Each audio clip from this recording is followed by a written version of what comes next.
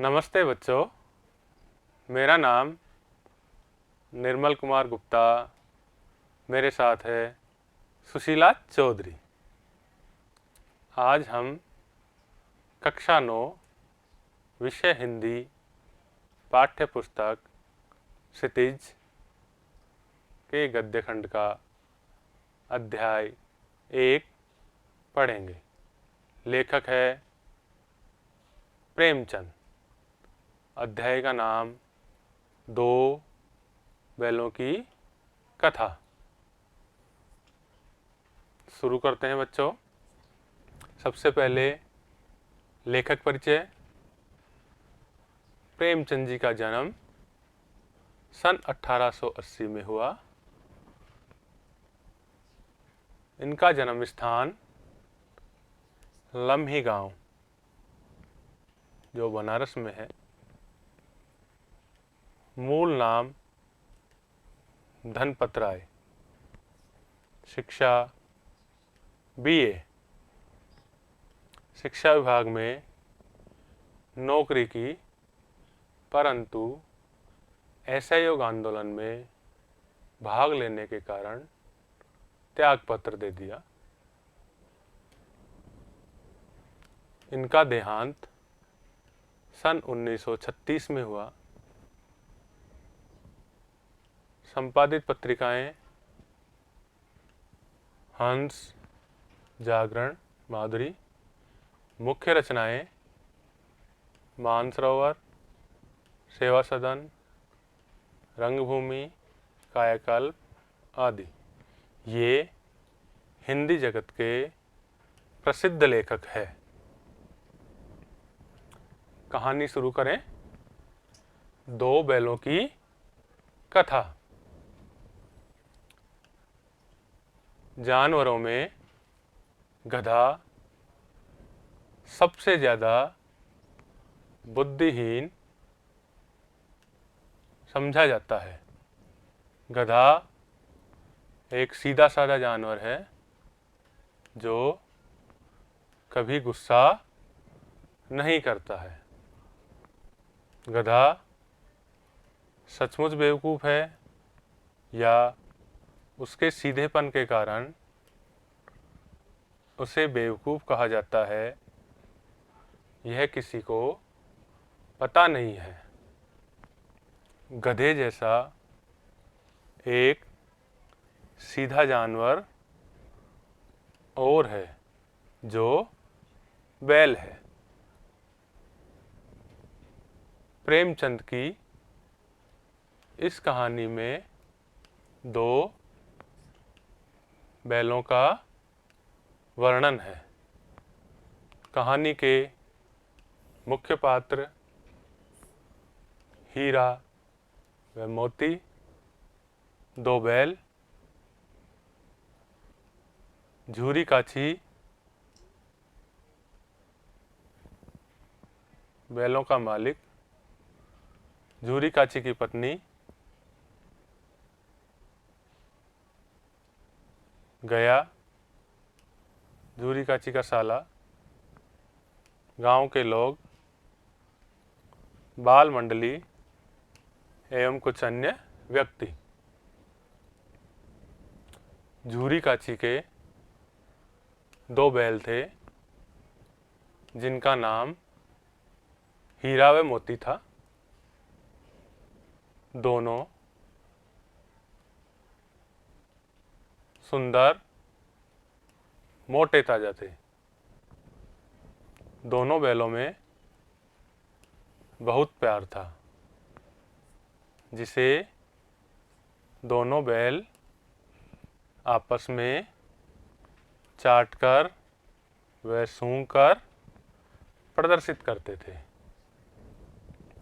जब दोनों को गाड़ी में जोता जाता था, तब वे एक दूसरे की सहायता करते थे। दिन भर मेहनत करने के बाद शाम को दोनों एक दूसरे को चाटकर अपनी थकान मिटा लेते थे। दोनों घास खली साथ साथ खाते थे।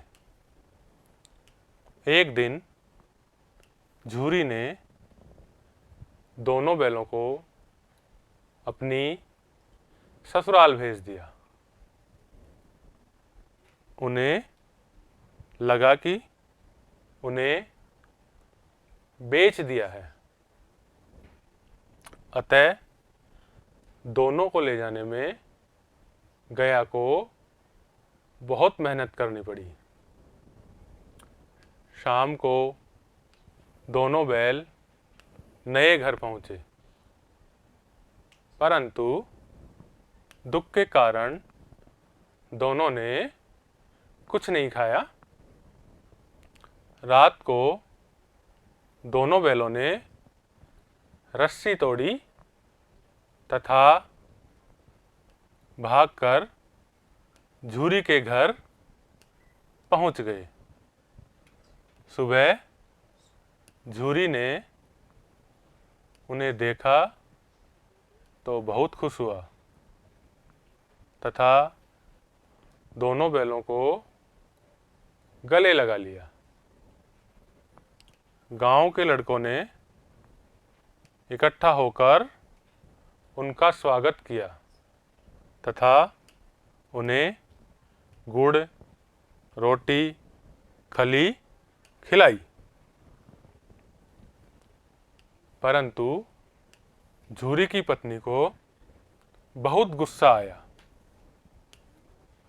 दूसरे दिन झूरी का साला गया आकर बैलों को ले जाता है। रास्ते में मोती उसे परेशान करता है, परंतु हीरा सहनशील था, वह संभाल लेता है। घर पहुंचकर दोनों को मोटी रस्सी से बांध दिया जाता है और शाम के खाने में सूखा भूसा दिया जाता है। दोनों बैल इसे अपमान समझकर नहीं खाते हैं। दूसरे दिन दोनों बैलों को हल में जोता, परंतु दोनों बैलों ने पैर नहीं उठाए। इस कारण हीरा की डंडों से पिटाई होती है।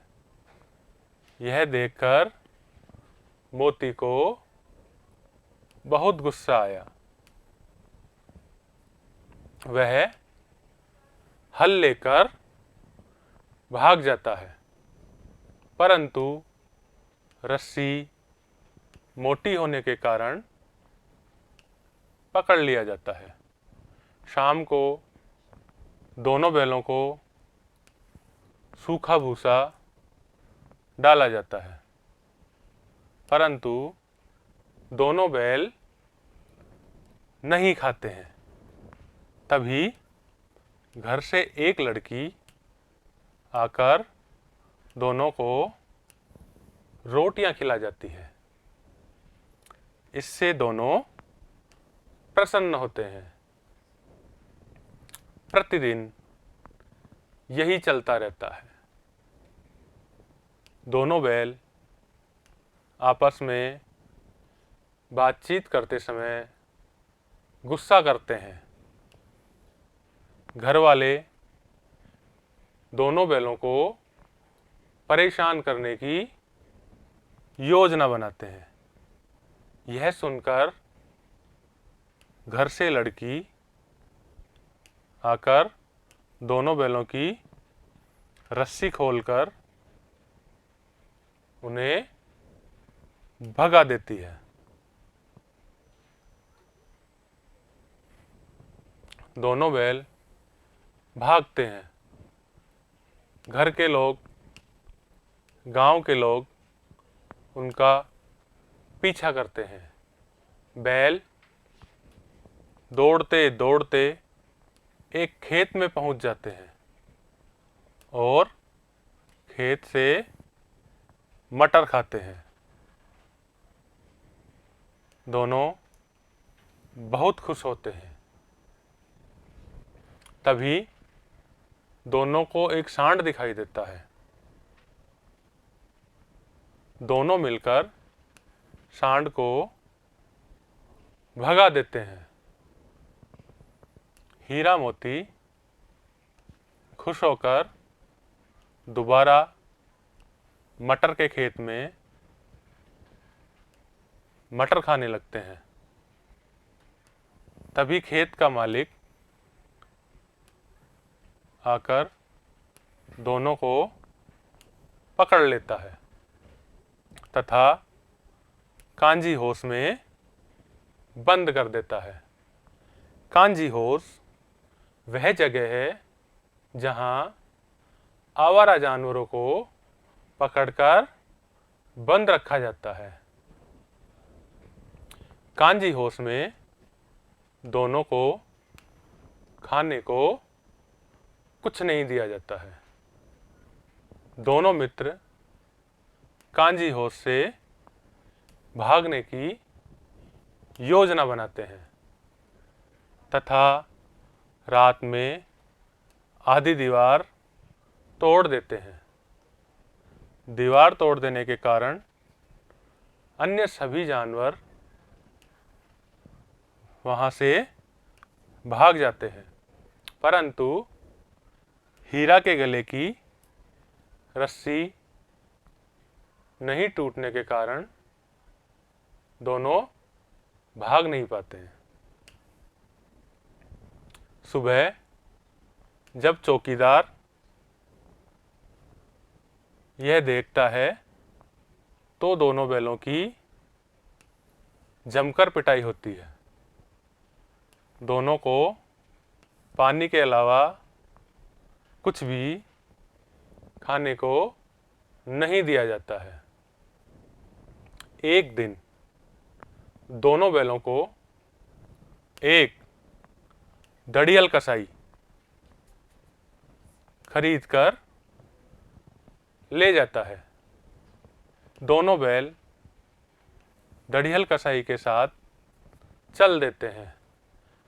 रास्ते में उन्हें अपना गांव दिखाई देता है।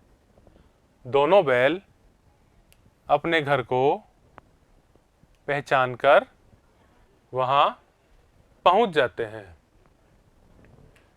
झूरी दोनों बैलों को पहचान लेता है तथा बहुत खुश होता है। झूरी व दड़ियल दोनों आपस में लड़ने लगते हैं। मोती सींग मारकर उसे भगा देता है। झूरी की पत्नी दोनों बैलों को देखकर खुश होती है। पूरा गांव खुश हो जाता है। उसी समय मालकिन आकर दोनों को चूम लेती है।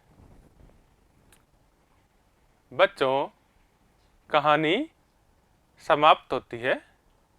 यह दो बैलों की कथा आपको कैसी लगी? इसे पढ़ें और याद करें। धन्यवाद।